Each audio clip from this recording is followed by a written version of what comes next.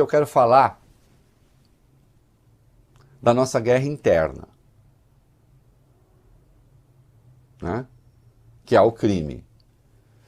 E que precisa ser tratada com cuidado, porque quando você fala guerra, uma coisa é guerra ao crime. Outra coisa é realmente tratar o crime como se fosse guerra, e aí a gente faz o quê? Imagina, pensou se os traficantes se escondem nas comunidades, não? Não é isso? Os traficantes se escondem nas comunidades.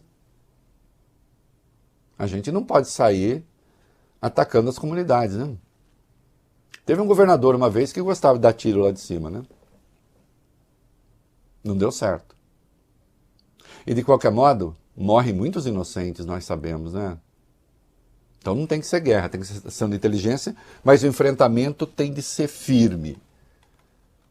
Vamos lá para 8, vamos lá.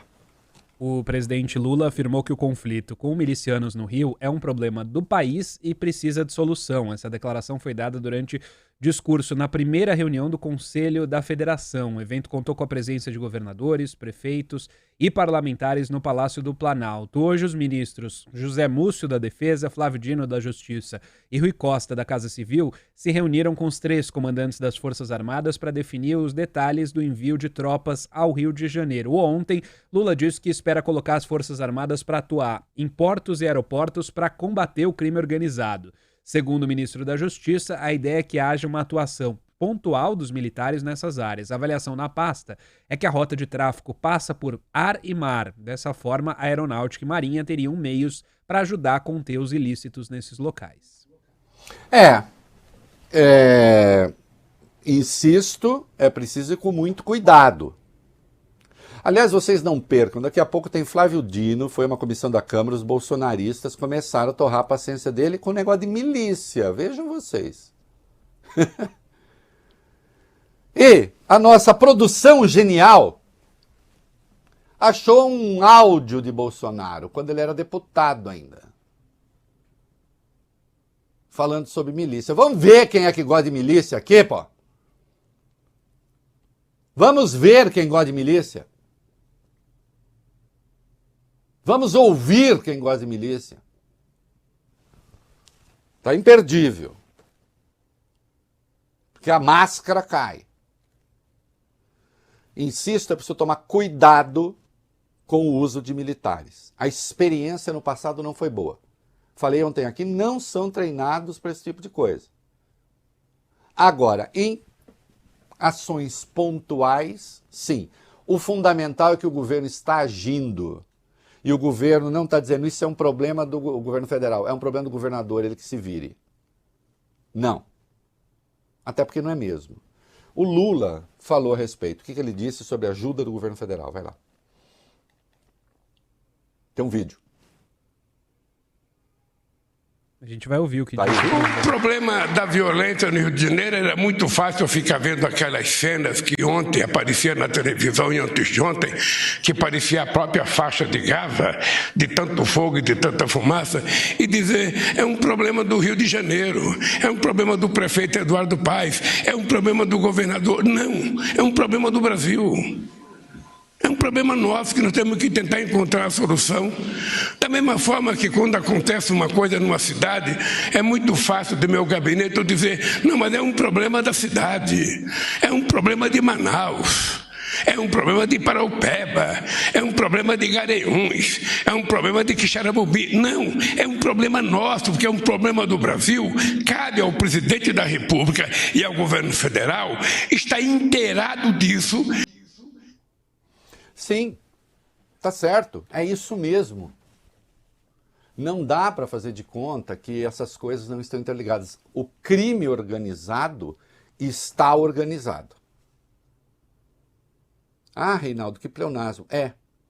Está organizado e, atenção, acabou esse negócio. O crime organizado de verdade, que não pensem não que ali onde se escondem os bandidos e tal, não é ali, não são eles que comandam, eles são instrumentos também. Não é? O crime organizado hoje, ele está inclusive internacionalmente organizado. Investe no mercado financeiro, de criptomoedas, mercado imobiliário.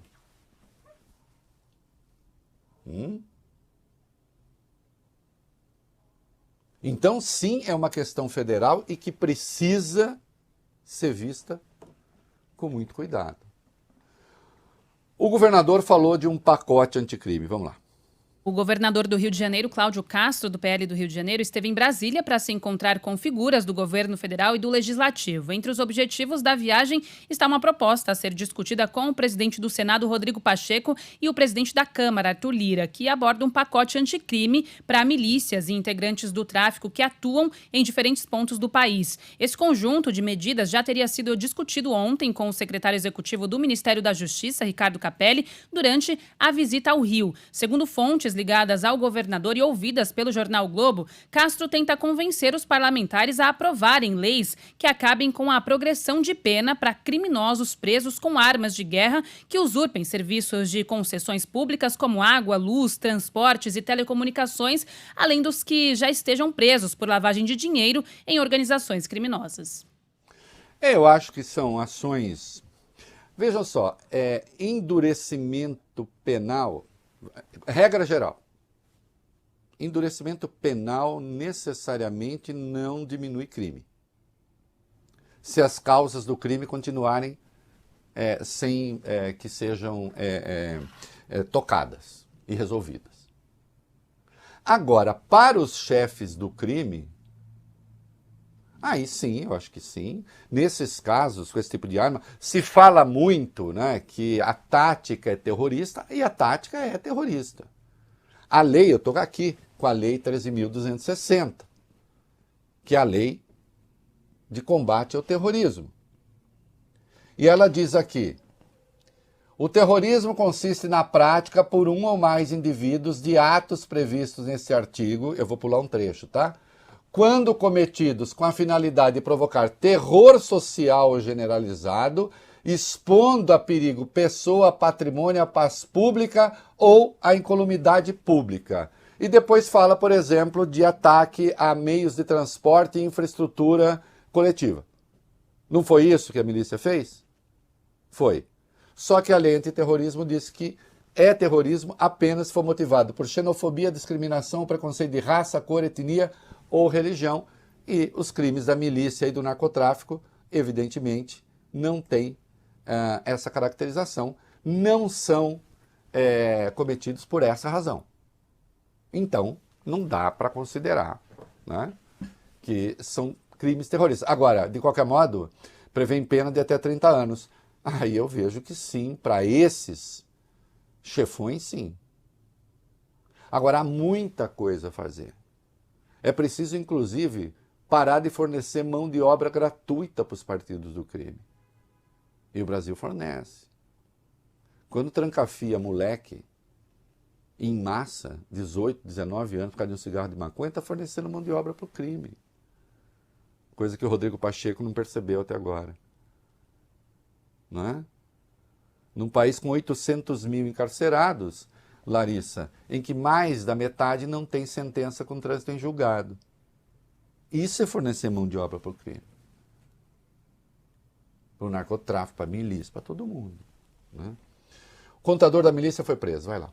André Felipe Mendes, conhecido como Rocha, foi detido ontem pela polícia do Rio de Janeiro, na zona norte da capital fluminense. Ele é suspeito de atuar como operador financeiro de uma das principais milícias do estado. Esse grupo criminoso é chefiado pelo primo de André, Danilo Dias Lima, conhecido como Tandera. De acordo com informações divulgadas pelo governador Cláudio Castro, André foi encontrado com munições e uma escopeta e era investigado pela Polícia Civil e pelo Ministério Público. Ele teria sido uma peça fundamental para o esquema de lavagem de dinheiro do grupo miliciano. Ao todo, de acordo com documentos obtidos pelo Globo, pelo jornal o Globo, ele movimentou mais de R$1,5 milhão em 4 anos em uma conta de uma empresa de serviços de administração de condomínios. Essa conta era usada para lavar o montante gerado por extorsões e vendas de taxas de segurança. O valor é incompatível com a renda declarada por André Luiz de R$12 mil por ano. Os investigadores detalham que ele, inclusive, recebeu auxílio emergencial durante o período da pandemia. O que eu acho lindo é a ganância dessa gente mesmo, né? Não, ainda recebeu um auxílio emergencial. Olha lá! Chama a sua avó, chama a sua tia, seu irmão, seu pai. no rádio, na TV, nas redes sociais, que daqui a pouco vocês vão ver Dino, Flávio Dino, um dos meus divertimentos prediletos, conversando, prestando depoimento à Câmara, para aquela pleia de varões de Plutarco, né? Aqueles intelectuais que se apoderaram da Câmara, do bolsonarismo. E tem um áudio imperdível de Jair Bolsonaro, deputado. E aí nós vamos ver se aquilo que Dino falou na Câmara, se ele tem razão ou não. Tá? Mas agora tem uma coisa aí bastante grave, né? Tem um vídeo com bandidos fazendo arrastão. Vai lá. Um vídeo gravado ontem na zona norte do Rio flagrou a ação de bandidos armados fazendo um arrastão na rua 24 de maio, uma das mais movimentadas da cidade. Quem acompanha a gente pela live ou pelo Band News TV consegue ver essas imagens, mas vou descrever para quem está no rádio. É possível enxergar um suspeito armado rendendo um homem que dirigia uma picape. Logo atrás do carro, um outro criminoso aponta uma arma para uma pessoa que está com as mãos para o alto. Esse bandido foge do local numa motocicleta. Em seguida, um terceiro aparece na calçada, apontando uma arma em direção à rua. Após as vítimas serem rendidas, o terceiro criminoso entra no banco de trás de um carro branco. Cenas dessa natureza podem ser vistas hoje em qualquer grande cidade. Agora o Rio está com essa visibilidade porque tem ali alguns eventos muito graves. E é claro que isso demanda que as cidades se organizem, que os estados se organizem, que a polícia se organize, né? E trabalho de inteligência.